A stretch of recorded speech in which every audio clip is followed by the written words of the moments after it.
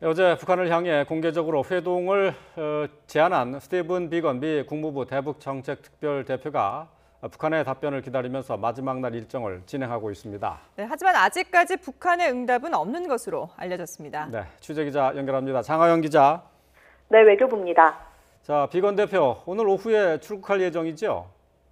네, 그렇습니다. 그제 입국한 스티븐 비건 미국 국무부 대북정책 특별대표의 2박 3일 서울 일정이 오늘 끝납니다.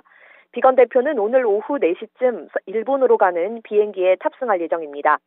비건 대표는 어제 한미 북핵 문제 수석대표 협의 직후 이도훈 한반도 평화교섭 본부장과 함께 약식 기자회견을 하고 공개적으로 북한의 만남을 제안했는데요.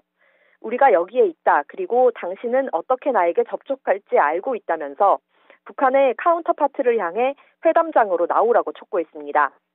이름은 언급하지 않았지만 최선희 북한 외무성 일부상을 염두에 두고 말한 걸로 보입니다.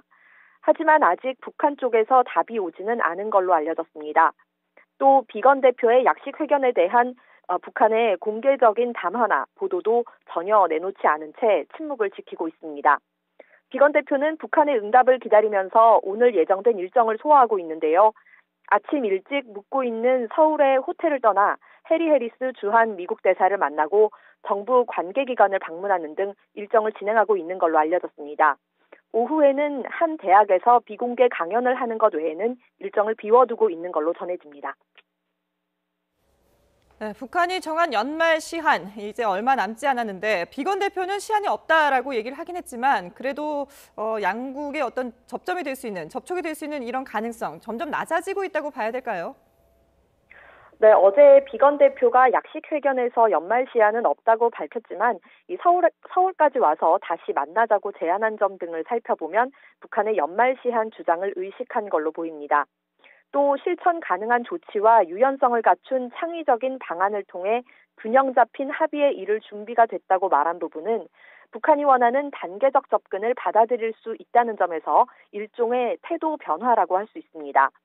지난 11일 유엔 안전보장이사회에서 켈리 크래프트 유엔 주재 미국 대사가 언급한 동시적이고 병행적인 조치, 유연한 접근을 비건 대표가 다시 강조하기도 했습니다.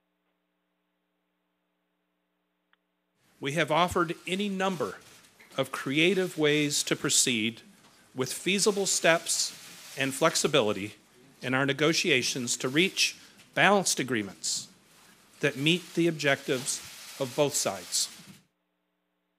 하지만 북한이 지난 11월 김명길 외무성 순회대사 담화를 통해 내놓은 요구한 3가지 가운데 미국이 줄 수 있는 게 크지 않다는 점은 부정적인 요소입니다. 3가지 요구는 한미연합훈련 중단과 첨단 장비 한반도 반입 금지, 또 대북 제재 완화인데 모두 협상의 전제 조건으로 해결하기에는 쉽지 않은 부분입니다. 만일 이대로 북미 접촉 없이 비건 대표가 떠나면 북한이 이달 하순 노동당 제7기 5차 전원회의를 통해 이른바 새로운 길을 향해 나아가는 쪽으로 중대 결정을 내릴 수 있습니다. 지금까지 외교부에서 YTN 장하영입니다.